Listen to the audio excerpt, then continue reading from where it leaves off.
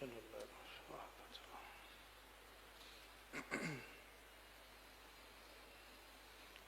السلام عليكم ورحمة الله وبركاته. الحمد لله الذي أمرنا بذكره.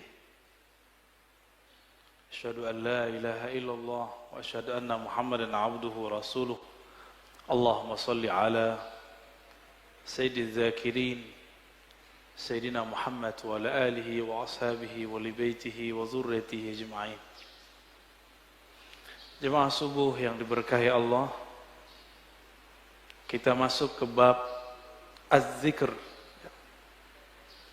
Bab Az-Zikr ini lumayan panjang karena ini menjadi ruknut tariq, rukunnya tariqah, tariqah wusul ilallah, untuk merasakan hadir kepada Allah. Inilah rukunnya. Rukun itu bahasa Arab artinya tiang.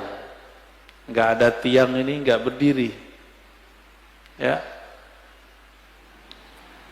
Sebenarnya apa arti daripada zikir? Az-zikru ada beberapa makna. Namun di sini beliau memulai daripada faedah zikir. Az-zikru yusmirul maqamat kullaha minal yaqazah ila tauhid. Jadi zikir itu menghantarkan orang dari kesadaran batin, kita sadar nih, kita baca, ila tauhid, kepada tauhid, mengesahkan Allah subhanahu wa ta'ala. Wa yusmirul ma'arif wal ahwal, bisa membuahkan ma'rifat dan ahwal. Sebelum masuk ke bagian-bagian intinya, mari kita baca Al-Fatihah untuk baginda Nabi Muhammad sallallahu alaihi wasallam, karena beliaulah Sayyiduz Zakirin, pemimpin ahli zikir, dan kita kirimkan, kita bacakan untuk qalbu kita. Dan begitu juga pengarang kitab ini, Syekh Abdul Qadir Isa Asy-Syadzili Al-Qadiri. Al-Fatihah. A'udzubillahi minasyaitonir rajim. إياك نعبد وإياك نستعين صراط الذين أنعمت عليهم غير المغضوب عليهم ولا الضالين.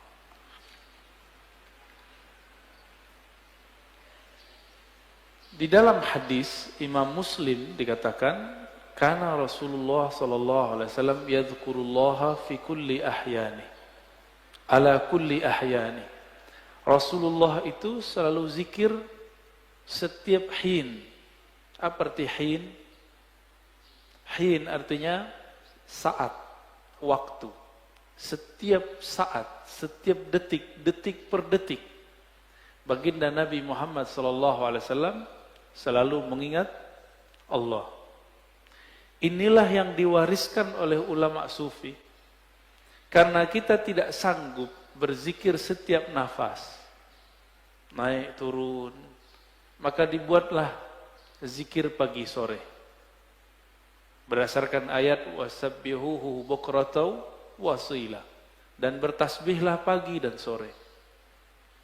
Lalu kemudian dilatihlah qalbu menyebut nama Allah, dimulai dari 100, naik 500, naik 1000, itu latihan. Angka-angka itu cuma latihan, bukan riya. Orang berzikir dengan angka bukan riya, itu cuma latihan. Puncaknya nanti tidak pakai angka lagi. Tapi kapan kita zikir tanpa pakai angka? Kalau sudah menjadi pewaris Rasulullah sallallahu alaihi wasallam. Malaikat-malaikat Allah dari awal dicipta sampai sekarang itu mereka cuma mengamalkan 1 atau 2 zikir. Jadi ada malaikat yang zikirnya cuma subhanallah, ada yang subhanadzil izzati wal jabarut, ada yang zikirnya cuma Allahu akbar, ada yang zikirnya cuma la ilaha illallah. Itu malaikat, dan gak putus. Maka di saat seseorang berzikir sebanyak-banyaknya, di saat itu sisi malaikatnya muncul. Malaikat tidur enggak? Enggak. Malaikat lalai? Enggak. Malaikat makan? Enggak. Makanya orang-orang yang sudah ahli zikir ini makannya bisa berkurang. Tidurnya bisa berkurang. Karena dia sudah mirip dengan malaikat. Nah, itu namanya ahwal malakiyah. Ahwal malaikat. Tapi ini enggak boleh lama-lama, bisa mati dia. Tubuh ini tubuh insan, tubuh bashar. Mesti dikembalikan kepada basyariah. Manusia butuh makan.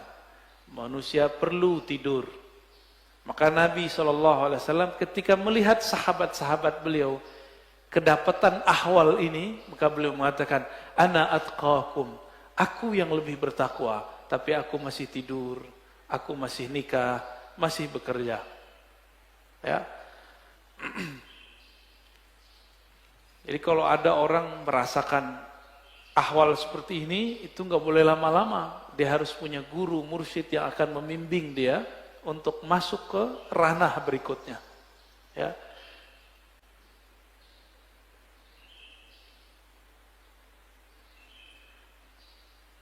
Kata zikir artinya ada dua. Pertama, zikir berarti benar-benar menyebut Allah. Ya. Kadang-kadang diartikan dengan makna yang lebih banyak. Ya. Jadi ada makna secara harfiah, ada makna secara majaziyah ataupun di luar itu. Bisa jadi diartikan zikir itu sholat Jumat, Al-Quran, majelis ilmu. Tapi itu penjelasan lain. Zahir dari zikrullah menyebut Allah. Ya. Dalilnya di sini disebutkan ada sekitar 15. Ini baru sebagian. Lebih dari 200 ayat mengenai zikrullah. Ya. Kalau lebih dari 200, berarti penting nggak zikir? Lebih penting dari umroh, ya. Tapi kenapa di musim normal orang lebih sering ngajak umroh? Kenapa banyak ustadz umroh tapi sedikit ustadz zikir? Bener. Kenapa banyak orang bermimpi bisa umroh tapi sedikit orang bermimpi bisa zikir yang banyak? Karena kalau zikir doang fulusnya tipis, kata dia.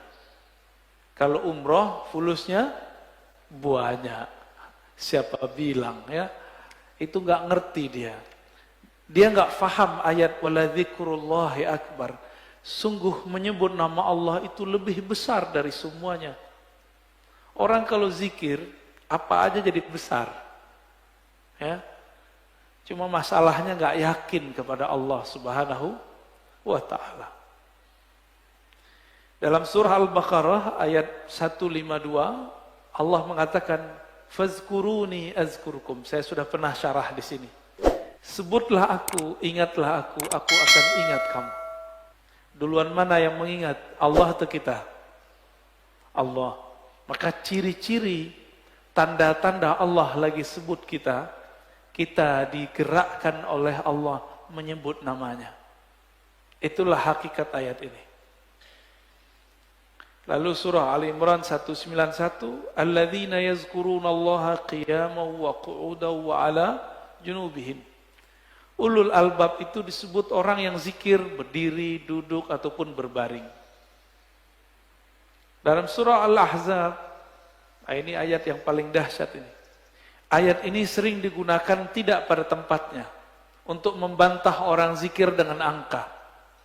Ya ayyuhallazina amanu dzkurullaha dzikran katsira. Wahai orang beriman, sebutlah Allah sebanyak-banyaknya.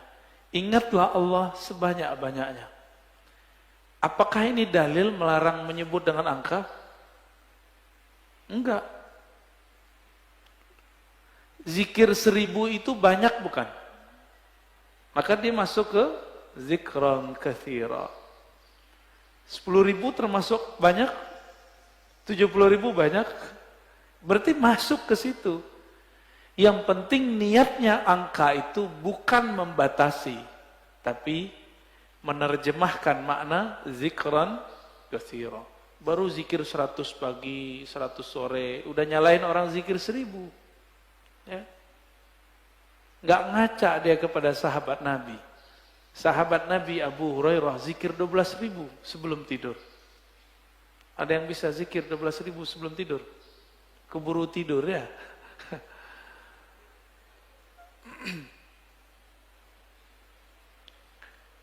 Ada surat Ar-Ra'd ayat 28. Ala bidzikrillah tatmainnul qulub. Ketahuilah hanya dengan menyebut Allah kalbu bisa tenang. Jadi antum mau belajar apa aja, itu kalbu nggak akan tenang.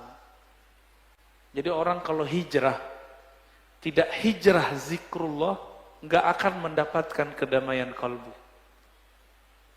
Oleh karena itu, bagi saya, berdasarkan ayat-ayat ini kan banyak ayatnya tadi. Belajar zikir itu bukan sunnat, tapi wajib.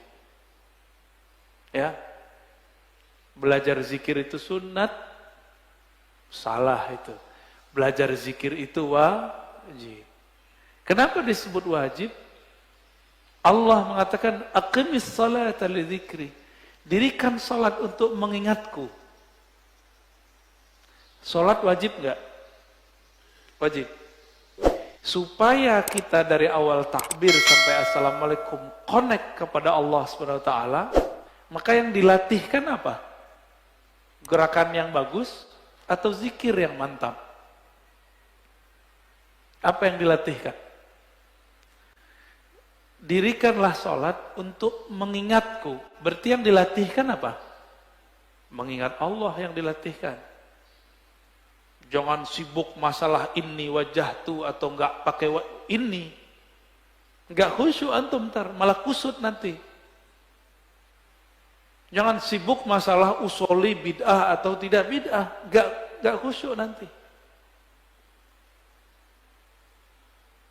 Oh ini kan ilmiah. Ilmiah itu bagian akal. Kalau sholat pakai kolbu. Jadi kita nggak ada debat lagi kalau sholat. Antum mulai sholat debat. Wah imamnya jahar nih bismillahnya. Kata mazhab ini ngaji lagi sholat. Ya, pengajian dia lagi sholat. Kuliah aja kali ya. Imamnya kunut. Debat lagi di hatinya. Kunut itu menurut imam ini bid'ah. Ngapain? Sholat itu bukan lagi berdebat. Sholat itu menikmati santapan-santapan zikrullah. Ya. Jangankan itu. Muawiyah ibn al-Hakam al-Aslami. Ada orang bersin lagi sholat. Dia lagi sholat. Dia baca yarhamukallah.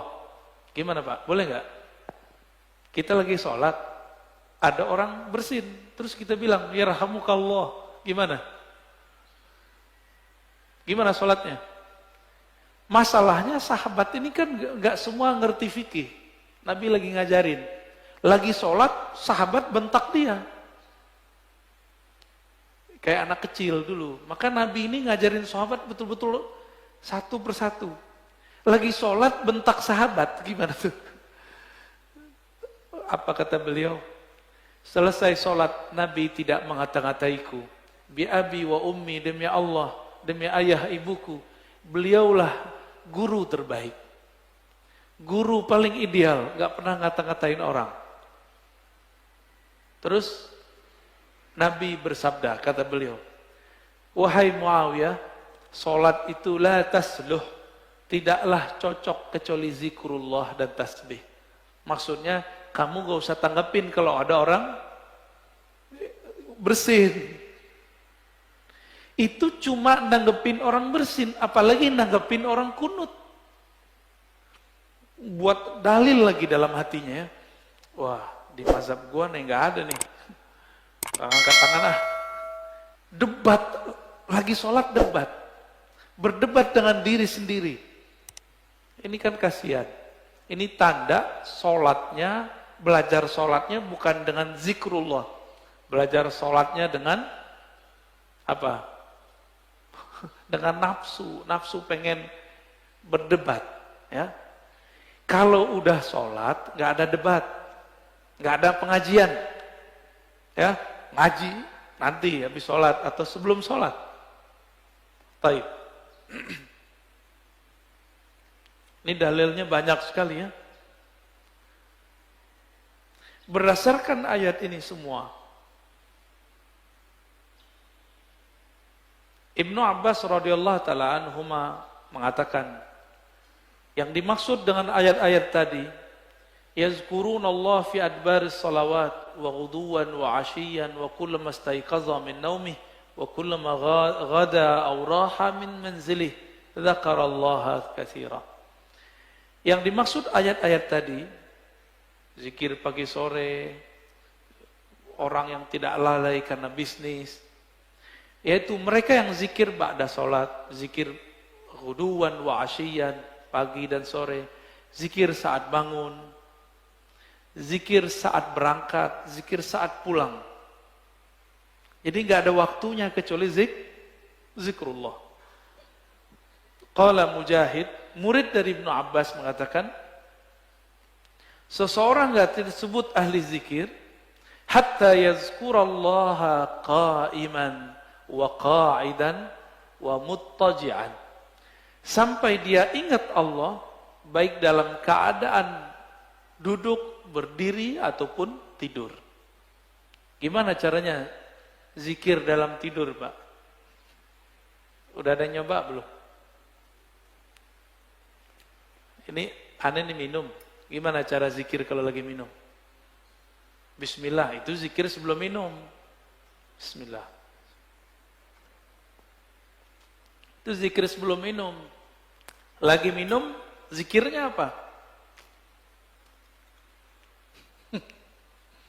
Pusing kan? Nah, ini yang mau kita bahas nanti. Kita lagi makan, bisa nyebut nggak? Kan nggak bisa. Apa dong zikirnya? Zikirnya ada dua. Pertama, sebut di kolbu. Yang lebih tinggi, memandang air ini dari Allah. Memandang segarnya dari Allah. Kenyang dari Allah, itu zikir lagi makan. Gimana? Udah zikir lagi makan belum? Belum ya? Masih memandang nasi yang mengenyangkan. Masih memandang air yang menyegarkan. Berarti kita belum berzikir saat makan dan minum. Sederhana? Rumah makan sederhana.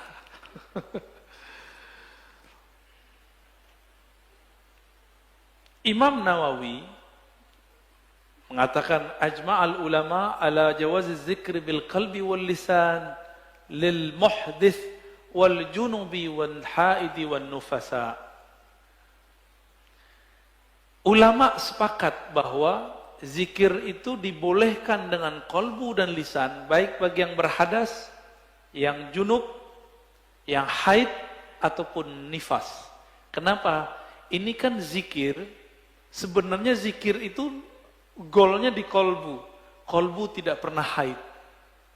Kolbu tidak pernah junub. Junubnya kolbu adalah lalai mengingat Allah subhanahu wa ta'ala.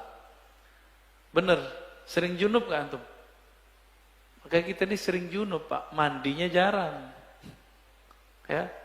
Makanya ketika masuk sholat, kita masih membawa junubul ghafalat. Junub lalai kepada Allah subhanahu wa ta'ala. Orang junub betah gak masuk masjid? Berani gak masuk masjid orang junub? Masjid hakiki itu ada di kolbu, lagi sholat. Antum lagi mau sholat, tapi tidak keluar dari junub lalai. Gimana mau menikmati zikrullah? Ya, gak bisa masuk. Jadi kita gak bisa masuk ke kolbu kita. Padahal itu diri kita sendiri. Ya. Hadisnya sangat banyak. Ini ada hadis yang paling kenceng ya, paling dahsyat ini. Kata Nabi, masalul ladzi yadhkur rabbahu wal ladzi la yadhkur rabbahu kamasalil hayyi wal mayyit. Hadis ini riwayat Imam Bukhari ya, dalam kitab doa. Perumpamaan orang yang zikir dengan tidak zikir itu sama dengan orang hidup dan mati. Gimana? Berarti kita banyakkan hidupnya atau matinya? Jadi kalau hidung kita ini dibuka akan rasa penciumannya oleh Allah Subhanahu wa taala, indera penciuman batinnya oleh Allah, kita akan mencium orang yang tidak zikir itu bau bangkai. Cuma alhamdulillah Allah tutup itu. Coba kalau dibukakan, Pak, kita setiap ke jalan kemana itu bau bangkai di mana-mana itu. Maka kita bersyukur kepada Allah, Allah tidak bukakan kasyaf yang banyak. Karena kalau kebanyakan kasyaf, bisa pusing sendiri kita nanti. Maka ada beberapa wali, gak berani mereka ke masjid. Karena kalau ke masjid, dia lihat muka orang macam-macam. Ada yang ria, ada yang muka monyet, ada yang muka kambing, ada yang muka babi. Ya, maka Imam Ghazali buat fatwa khusus untuk orang ini. Ya, dibolehkan oleh Imam Ghazali bagi orang ini tidak sholat di masjid sementara sampai ahwal itu hilang.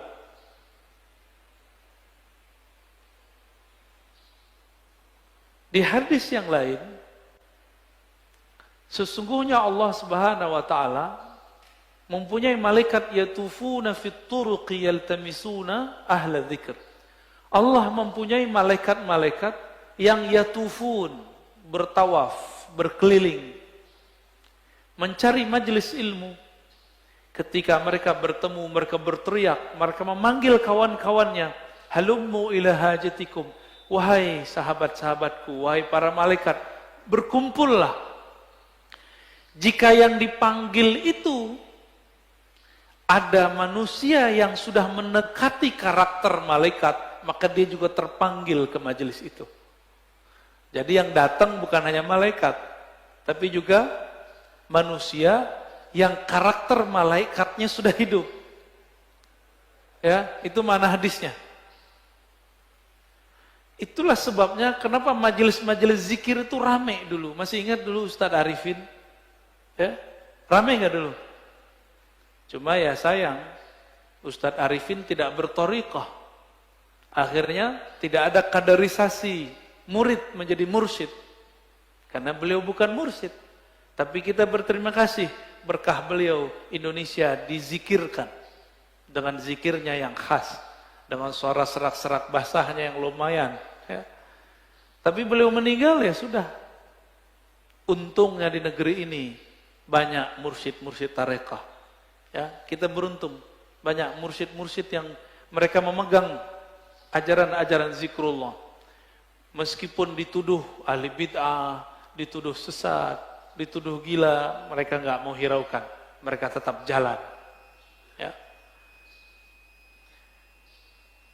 Itu malaikat ganti shift, fayahuffunahum bi ajnihatihim ila sama'id dunya. Ketika mereka berkumpul, itu malaikat meliputi orang-orang yang duduk di majelis zikir dengan sayapnya. Ada yang lihat gak? Antum kalau kasyaf bisa lihat. Untung tidak kasyaf. Karena kalau kasyaf pasti ketakutan. Ya. Itu sampai ke langit pertama. Nyundul langit. Makanya malaikat dari timur, dari barat lihat, wah kayaknya ada majelis zikir nih. Mereka akan berkumpul. Kalau ada manusia, kolbu yang sudah berzikir, dia akan ikut meramaikan majelis tersebut. Semoga kolbu kita termasuk kolbu yang sudah berzikir. Amin ya rabbal alamin. Semoga yang hadir ini dipandang Allah, kolbunya kolbu berzikir. Amin.